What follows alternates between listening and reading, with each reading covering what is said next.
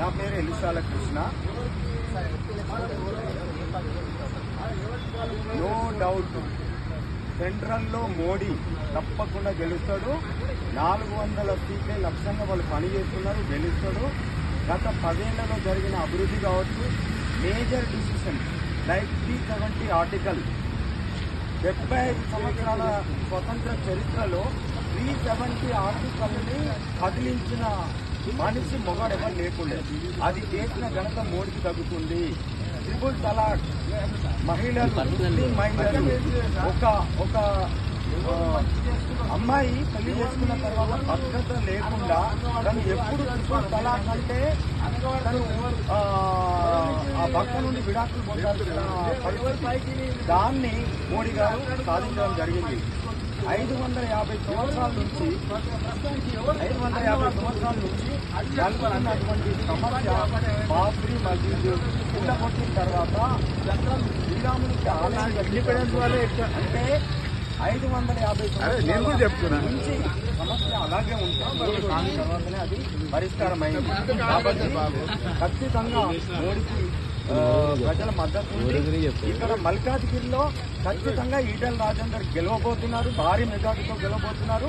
తెలంగాణలో 8 నుండి 10 సీట్లు బీజేపీకి రాబోతున్నాయి. తప్పకుండా ఈటెల రాజేందర్ ఒక గొప్ప రాజకీయ నాయకుడు అండ్ ప్రజల మనిషి, ప్రజలలో తిరిగేటువంటి మనిషి ఆయన.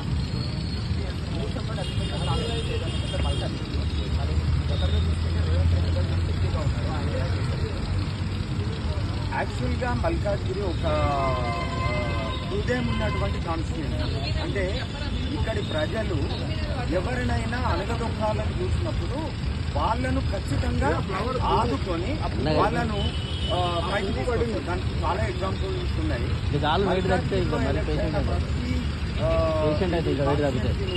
ఎలక్ట్ అయిన ఎంపీ క్యాండిడేట్ ఖచ్చితంగా వాళ్ళ ఫ్యూచర్ ఇక్కడ నుంచి స్టార్ట్ అవుతుంది. గతంలో మేము రేవంత్ రెడ్డి గారికి కూడా ఓటేసినాం. జస్ట్ ర్యాప్ అంటే క్లోజ్ కాబట్టి అటు వేరే వాళ్ళు ఎవరిని కొడంగల్లో ఆయన ఘోరంగా అవమానం. మా ఇంట్లో ఒక తెలిసిన ఫ్యామిలీ మెంబర్ లాగా అనిపిస్తుంది.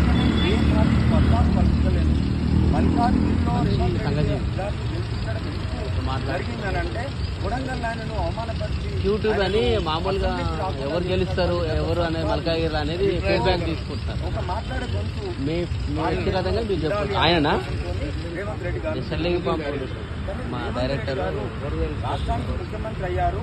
మల్కాజ్గిరి పార్లమెంటు నియోజకవర్గానికి అయితే పెద్దగా చేసిందంటే లేదు.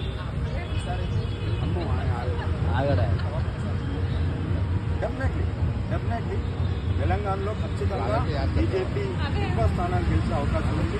అది ఒకటే ప్రజలందరూ తెలుసు, మిగతా రాజకీయ నాయకులు కుటుంబ పాలన అభివృద్ధి.